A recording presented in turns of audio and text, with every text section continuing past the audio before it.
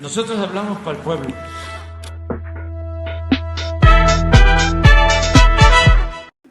Les quiero comentar a quienes hoy nos acompañan que para nosotros es muy importante su opinión, sus reflexiones, sus comentarios, su conocimiento. Más allá de las reivindicaciones partidistas, de las banderas políticas, sumemos fuerzas en favor del bienestar de todos y vamos a darle una oportunidad al futuro. Digo, hoy estamos aquí varios de los que nos encontrábamos en aquellas épocas del 2013 marchando entre cientos de miles de personas contra esa reforma. Esta sería una contrarreforma, ¿no? Y yo sí les digo a todas las personas involucradas en esta decisión, pueden seguir jugando por los colores de su camiseta, pero existen oportunidades excepcionales en la vida que nos dan la posibilidad de dignificar nuestros actos, de evolucionar como seres humanos. Señoras, señores, tengo que decir señoros, ¿no? Legisladores, esta es una de esas oportunidades. Ojalá quieran y puedan aprovecharla. Las generaciones presentes y las generaciones futuras no pueden negarle el futuro a las generaciones más jóvenes. Por esto, me gustaría pedirles un compromiso a las diputadas y los diputados aquí presentes, que desechemos en todos sus términos esta reforma y trabajemos mejor en cómo acelerar la transición energética para que sea justa, creíble, permanente, incluyente. La transición energética incluyente no solo es muy favorable para el país, es urgente. Nuestro futuro depende de ella. El futuro de las juventudes y las infancias mexicanas depende de ella. Los partidarios de la privatización afirman que la iniciativa privada sí favorece las energías limpias, pero en este Parlamento se ha puesto en claro que los privados producen menos energías limpias que CFE. Además, los privatizadores callan que la reforma incluye varios proyectos de energías limpias. En este Parlamento abierto se ha aclarado que México solo produce el 1.2% de los gases de efecto invernadero en el mundo. El impacto de México es mínimo. México no va a provocar la crisis climática. Sin lugar a dudas, tenemos que tomar medidas contra los gases de efecto invernadero, pero en realidad el problema de fondo, el tema del cambio climático, está en China, en Estados Unidos, en la India y en los países de la Unión Europea. Y aquí lo que tenemos que poner en el centro del debate es el cómo se puede hacer la transición energética, cómo transitar hacia energías más limpias. Si somos honestos, los políticos que enaltecen la participación del pueblo son más cercanos al origen real de la política, que es el servicio. Pero el que se indigna cuando el pueblo opina representa el interés corporativo de grupo. El interés corporativo se compone del 1% de la población mexicana, que es capaz de generar riqueza, de sus familiares y empresas extranjeras que se hacen de aliados nacionales para extraer nuestros recursos y llevarse todas las utilidades de sus países de origen. Si bien todos aquí tienen derecho a estar representados, resulta bastante ilógico que en un país de prácticamente 129 millones de mexicanos, en donde al menos el 40% de ellos son pobres, se tomen decisiones basadas en lo que quiere el 1% de la población mexicana. También resulta bastante ilógico que en este país y con esta muy grande población, tengamos aproximadamente 142 legisladores en ambas cámaras que sirvan a estas minorías más ricas del país. ¿Qué garantías les han dado para pensar que esto es equitativo? Creo que es innecesario justificar más la necesidad de garantizar la exploración y el aprovechamiento del litio para el desarrollo y el bienestar del país. Estas razones son tan poderosas que ahuyentaron de este foro a los buitres energéticos. Iberdrola, Águila de Altamira, Energía Valle de México, Sabi Energía, Fisterra, Minera Utlán, Kimberly-Clark, FEMSA. Porque esas empresas no están en el terreno de las razones, como lo decía el Fisgón. No tienen más razón que la ganancia desmedida, la depredación y el pillaje. Las prácticas que fueron legalizadas por esa reforma peñista y que hoy tenemos que revertir de manera urgente por el bien del país. Esas empresas apuestan a otra clase de recursos para torpedear la iniciativa. Las campañas de falsedades y difamaciones, la intoxicación de la opinión pública, las presiones furtivas y desestabilizadoras. El sistema público de radiodifusión se coordinó con 17 sistemas estatales y con los canales públicos federales y capitalino, Canal 11, Canal 14, Canal 22, el sistema de radio IMER, Instituto Mexicano de la Radio, Radio Educación, Capital 21 de la Ciudad de México, más los sistemas estatales para hasta esta fecha, que fue la fecha que se ha extendido el Parlamento abierto, se han transmitido 116 resúmenes con más de 4 millones de audiencias en televisión, y 39 mesas de análisis del Parlamento abierto con más de 5 millones de audiencia en televisión.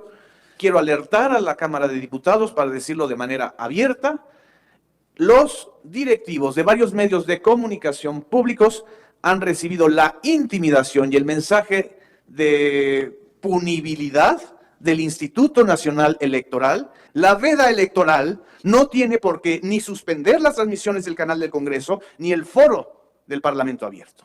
Aunque no lo contemple de manera explícita la reforma constitucional enviada por el Poder Ejecutivo, sí es muy importante tener en cuenta el fortalecimiento de la Comisión Federal de Electricidad y, en específico, de la Comisión Federal de Telecomunicación e Internet para Todos. Yo creo que hubiera sido bueno que lo aclarara la mesa, que se invitó a comunicadores que están en contra de la reforma, pero no vinieron. ¿Por qué es patriótica? ¿Por qué es soberana? ¿Por qué hay que apoyar esta iniciativa de reforma que se ha concentrado en unas cuantas empresas que producen el 56% del dióxido de carbono y que producen el 83% con petrolíferos o electricidad? Lo de Internet para todos es algo que yo creo que debe estar explícito en la iniciativa. Y si pudieras comentar también un poco más sobre esto. Creo que por donde se le vea, esta propuesta es democratizadora, impulsora de una democracia desde abajo, y en donde se pueden reconciliar esa idea del desarrollo desde abajo y sin dejar fuera a nadie, con la idea de la vida buena. Lo único que puede contrarrestar las lógicas voraces de este mercado neoliberal, ¿sí?, es precisamente un Estado que racionalice estos procesos. Es lo único que nos puede permitir controlar. Y para eso, señores, y esto viene implícito, por supuesto, en el debate actual sobre la reforma energética, sobre la reforma eléctrica. Así es, diputado Fernández Noroña. Yo creo que el incluir en la iniciativa una frase, un apartado que sea fortalecer la compañía de CFE Telecomunicaciones e Internet para Todos, en el texto constitucional, está incorporando dos derechos fundamentales: el derecho a la electricidad y el derecho al acceso al Internet. Desde su posición de espacios en medios, si usted cree que estos foros han cumplido con esa visión que tiene la Cámara de los Diputados de poder difundir y que los mexicanos puedan comprender un poquito más de lo que se está discutiendo en esta reforma eléctrica.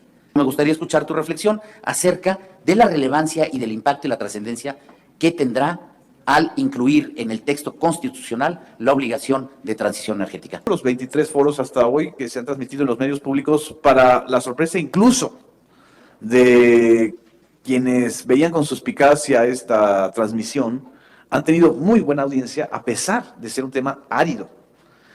Los resúmenes que captan, digamos, lo mejor de cada una de las mesas y que son muy breves, de media hora. Es decir, sí hay de audiencia. Imaginemos lo que esto se hubiera potenciado si los concesionarios privados se hubieran integrado a la transmisión. Yo creo que ellos mismos perdieron una oportunidad de tener estas audiencias. Sí se involucra, pero lamentablemente no es la mayoría del país. Y esto tiene mucho que ver con lo que mencionaba Genaro Villamil, porque lamentablemente en México no tenemos una cobertura total de Internet, porque no todas las personas ven y escuchan públicos, porque lamentablemente todavía hay gente que se informa en estos espacios que, hay que decirlo como tal, pues están segmentados. No son 100% honestos, no tienen este compromiso con la ciudadanía de decirle a la gente qué es lo que está pasando, meramente informarles. Entonces, mientras vemos que crece la participación y que hay una euforia por involucrarse y que la gente les está pidiendo a ustedes, representantes, pregúntenme qué pienso de la reforma eléctrica, tenemos que eso ni siquiera llegamos al 50% de la población mexicana. O sea, ese es el gran problema. Que si esto se hubiera amplificado, que si estos foros se hubieran transmitido por los distintos concesionarios privados, que si se hubiera tenido de verdad la convicción de informar a la ciudadanía, hoy estarían viendo lo que la gente quiere. Hoy estarían viendo que la gente les pregunta. Estarían escuchándolos. Actualmente, la iniciativa de reforma tal y como está planteada no contempla ningún plan más que poner la transición energética a cargo exclusivamente de una empresa que ahorita, con apoyo de empresas privadas, no está cumpliendo con sus obligaciones actuales. Se le otorga a la CFE todo el poder y toda la exclusividad, pero pues no se le da ninguno de los mecanismos para verdaderamente llevar a cabo esta transición energética. 1 gigawatt al año 2026 de adición de energías renovables no es suficiente, no nos va a llevar a lo que necesitamos. Yo quisiera, sabiendo que algunos de ustedes pues tienen un análisis documentado de otros países, saber su opinión de lo que sucede, por ejemplo, en modelos como los de Argentina, como los de Bolivia, como los de Chile, que también tienen regímenes, digamos, de carácter de social izquierda o de izquierda, y en donde han tenido experiencias exitosas, combinando, sí, la participación del Estado como parte central de lo que implica su política, pero también dejando claro cuáles son los alcances de la iniciativa privada. Han tenido, en términos generales, un fallo común, que es no darle al aspecto socioambiental la trascendencia que debería tener.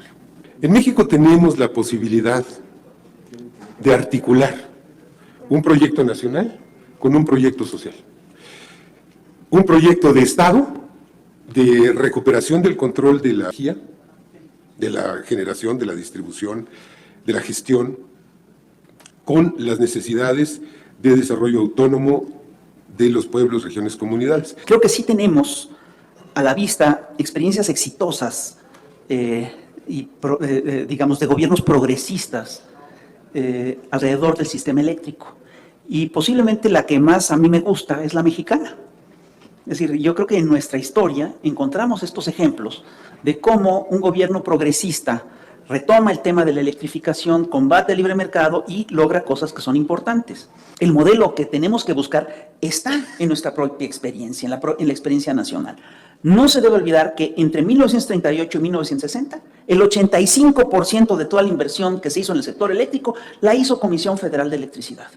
No debemos olvidar que entre 1960 y el año 2000, toda la energía que se generó en este país la generó Comisión Federal de Electricidad y lo hizo bien. ¿Cómo ves tú la prioridad que se le da en esta reforma? Tal está planteada a la salud, al medio ambiente, al cambio climático y aunado a esto, que si no, y también cómo ves tú que si en esta reforma no garantizamos las suficientes energías verdes, podamos ser sujetos a aranceles y esto pueda generar pérdida de empleo porque hay empresas que tienen normatividad internacional que si en tus productos de producción no tienes, me justificas que lo utilizas con área o energía verde, pues obviamente eso te va a costar y eso va a generar pérdida de empleos. Sería mi pregunta para ti. Que estas empresas, con la presión reglamentaria, con la presión de las juventudes, que están viéndose forzadas a una transición energética acelerada, pues se van a salir del país, más bien, si no pueden cumplir con sus metas energéticas dentro del territorio mexicano. Ahora, como ya bien mencioné, yo considero que esta reforma, tal y como está planteada, no solo no establece ningún mecanismo verídico de transición energética, pero también nos regresa 30, 40, 50 años atrás en el proceso de transición energética y de apertura a nuevas tecnologías que se ha llevado a cabo. Esto es muy preocupante, porque de nuevo vivimos en una emergencia climática activa y que, como bien mencionaban los ponentes, que si el cuidado al medio ambiente, que si esto, que si el otro, la crisis climática es una crisis humana, es una crisis que afecta nuestra salud, nuestra seguridad alimentaria, nuestros trabajos, nuestra vida y nuestra muerte. Actualmente, 1 de cada 5 muertes prematuras en el mundo está asociada directamente a la quema de combustibles fósiles para generar energía. Me gustaría que nos señalaras con más puntualidad en qué parte de este mandato constitucional al Estado no estás de acuerdo. En los parlamentos abiertos nos hemos dado cuenta cómo el que se elimine el certificado de energía limpia lo toman como una atrocidad al medio ambiente cuando es un subsidio a la producción con energía limpia y lo tenemos que pagar como Estado, o sea, es a costa del erario. Si me podrías dar tu opinión al respecto, ¿qué tanto estamos contribuyendo a que eso se vaya inclinando a otra apreciación hacia nuestra labor legislativa? El INE ya nos está requiriendo por información de estas asambleas sobre la reforma eléctrica que estamos realizando.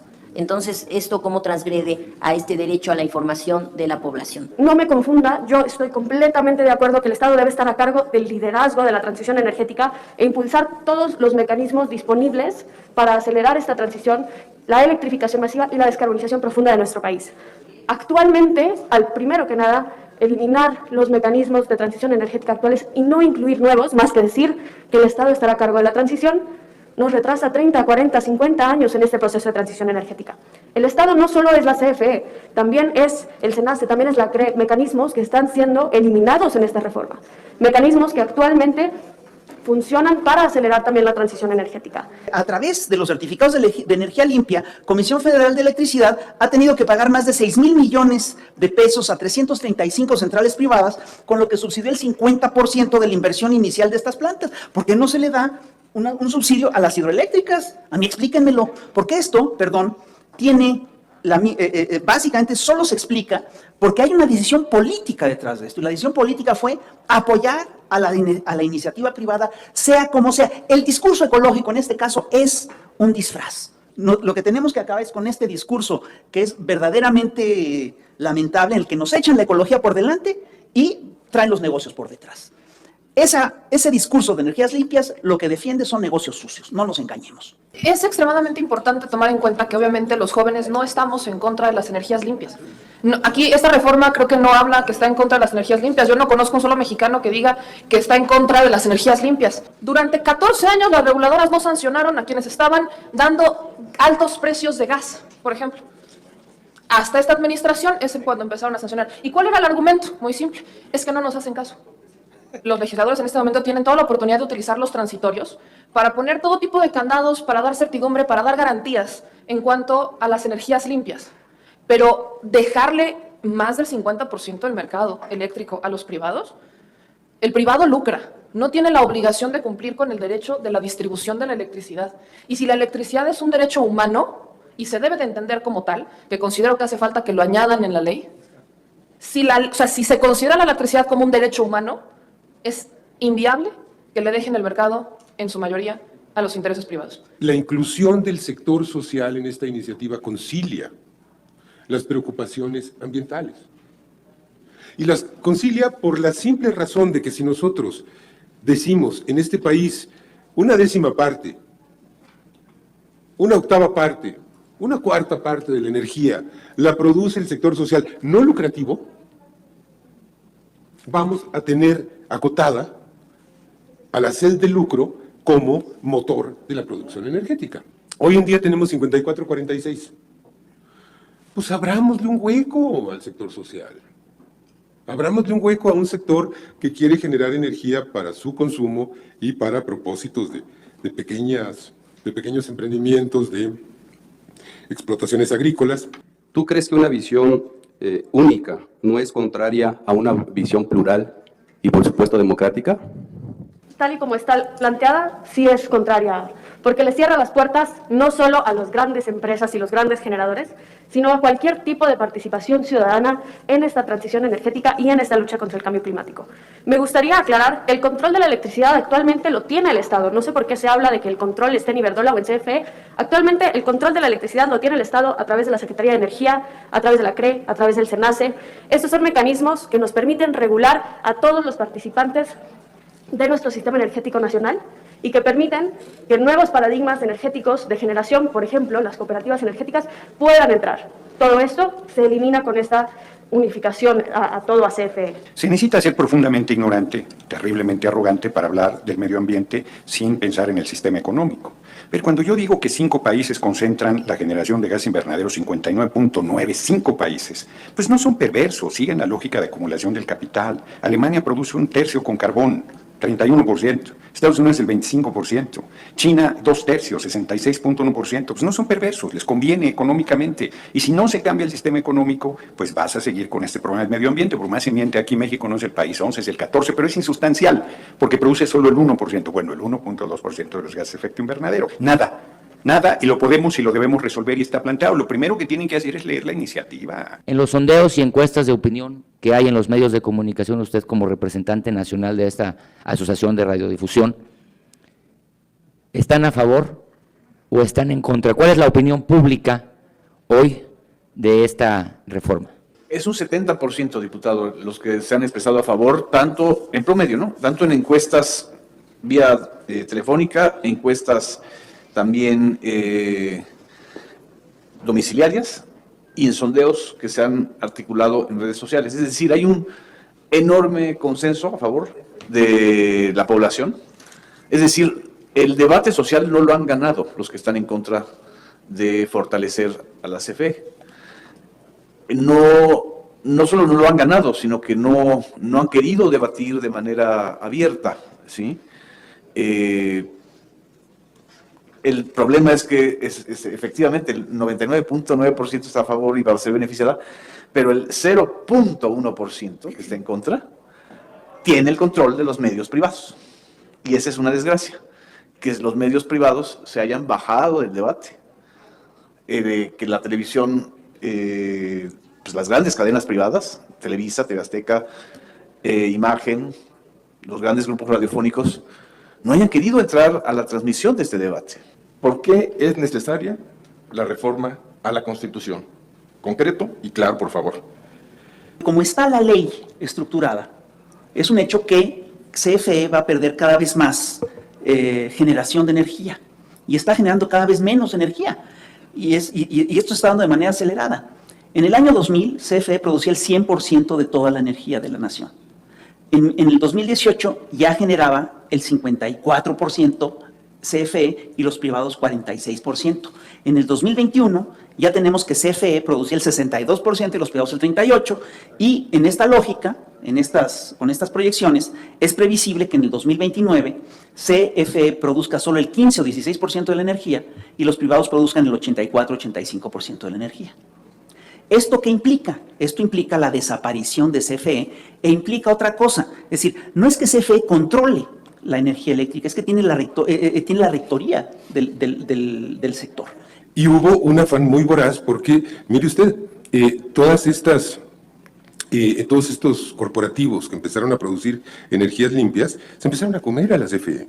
Se empezaron a comer a la CFE porque la CFE tuvo que entrar a respaldar toda la intermitencia de esta producción sin que eso estuviera reflejado en el costo, y ahí está la trampa de que las energías limpias son más baratas que la de la CFE. ¿Cómo hacer para llegar también con toda esta información tan importante, con todos estos argumentos, a los ciudadanos que han consumido todos estos medios que mienten, toda esta campaña falsa contra la reforma energética y de tantos otros temas, y que por lo tanto tienen resistencias?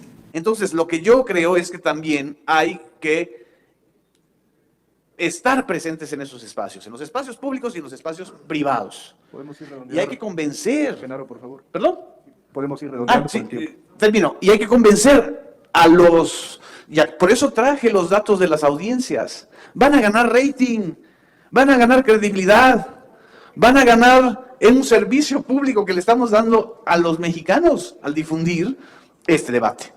Y por supuesto, también utilizar los mecanismos en tierra, los foros que se están haciendo, cada partido los está haciendo y creo que es correcto, aunque el INE, ahí está otra vez, el INE siga creyendo que la veda es mordaza. No, la veda no tiene por qué afectar la discusión sobre la reforma eléctrica. Y 3, utilizar tecnologías nuevas, es decir, esta parte de las redes sociales, esta parte de las plataformas digitales. Creo que hay que combinar, ahora sí, hay que hacer un ciclo combinado de comunicación.